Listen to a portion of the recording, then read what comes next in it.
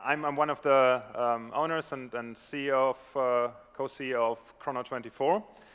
And I don't want to bore you with numbers, so I thought I'd just put them all on one slide and then we're done with it. But at least I want to give you a brief overview in terms of where we are.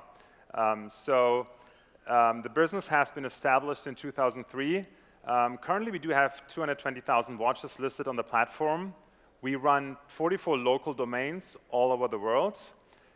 We have sellers right now from, at any given time, usually from more than 90 different countries. So Chrono24 is a very international play. When you look at users or visits, like only 10% come from the strongest country. So it is very globally. We are very mobile. More than 60% of our sessions are already mobile, coming from 1.7 million app installs. We do support 22 languages on our platform. Sounds great, but it comes at a price. So changing something on the platform and then following up on 21 other languages is not always easy. And the yearly transaction volume on our platform is 750 million euro. Actually, it's euro, not US dollars. Expecting this year. So we're pretty much on track to be at 750 this year. Why do we like this category? So I want to talk a little bit about why we think that this is a very interesting category, and then second, also talk a little bit about competition within our industry, but also with one device that's coming or just came into that industry from Cupertino. Why do we like this category? I think luxury watches is a great fit for online marketplaces. First of all, it's a very small and valuable item. I would assume that there are very few items that you would purchase on a global scale. I'm not sure if there's anything you would consider buying from Tokyo or Buenos Aires when you live here in London. You would do that for a watch, because if you just say, for example, 10%, it makes sense to ship it around the globe, because it's pretty cheap because it is so small, to ship it around the world. And second, watches is not only a huge market, it's a 50 billion euro market, but it's also one global market. So a Daytona and Seale in Tokyo is the same thing as in San Francisco, or an Omega Speedmaster is the very same thing all around the world. And that really makes it it's like crying for a global marketplace and not a local or a continental marketplace. And watches are being traded new and pre-owned.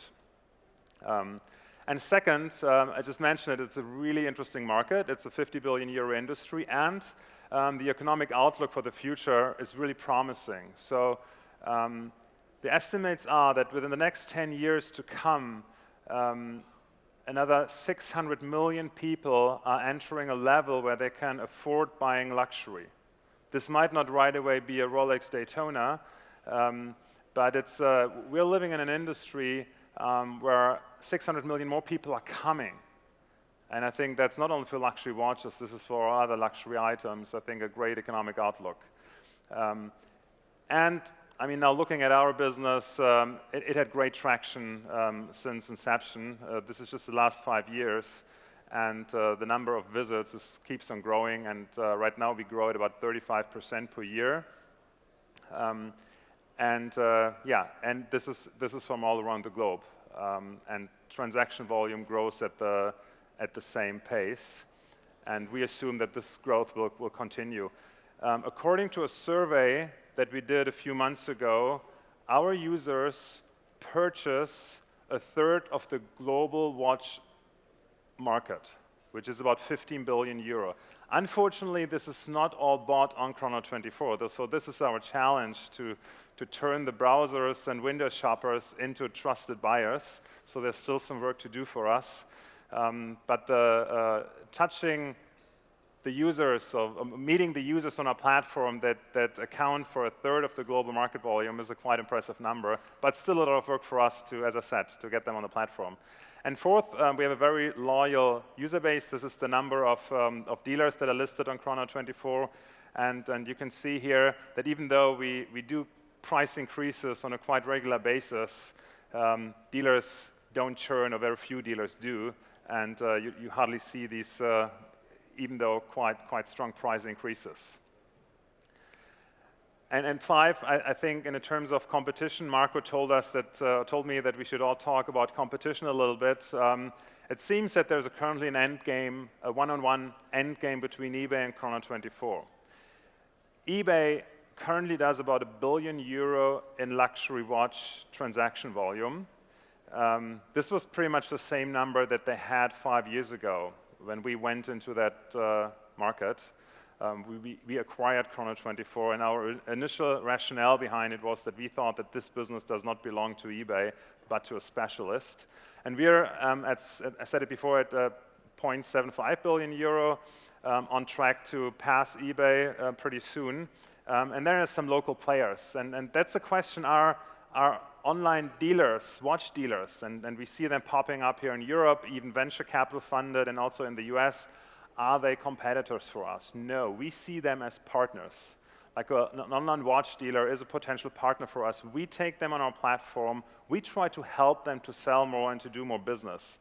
One thing why we are so comfortable about it is that the competition for the watch dealers is on the sourcing side. So you see all around the world a lot of small and successful, often very profitable watch dealers, and also these smaller venture capital funded ones, but all have a hard time to grow past 20, 30 million euro, because then sourcing gets really hard. It's quite easy to get a couple 10, 20 Rolexes or even 100 Rolexes, but as soon as you need to purchase more to resell, sourcing gets a challenge, because the big brands won't allow you to do that. And even in the US market, which is very internet savvy and very luxury watch savvy, there is not a single big online luxury watch dealer like the Zalando for luxury watches. And I think that's the key reason.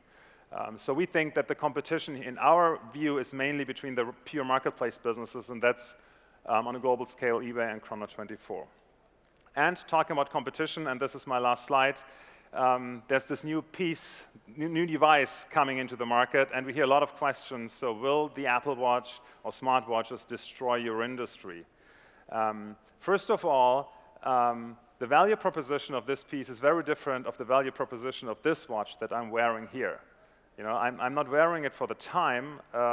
I have my iPhone showing me the time. I'm wearing this as an appreciation of Swiss craftsmanship, and maybe belonging to a group of people who wear these watches.